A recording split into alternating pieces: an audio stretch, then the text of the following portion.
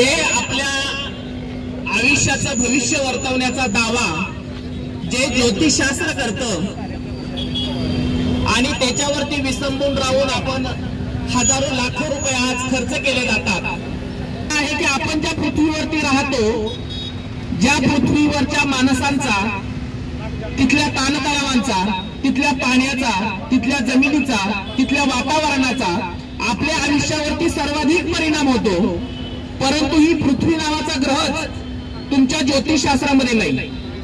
म्हणजे इतकं हे फोल आहे, इतकं हे चुकीचं आहे आणि याला पाठीशी घालण्याचं काम ह्या ज्या काही दिनदर्शिका आहेत त्या दिनदर्शिका पाठीशी घालत असतात.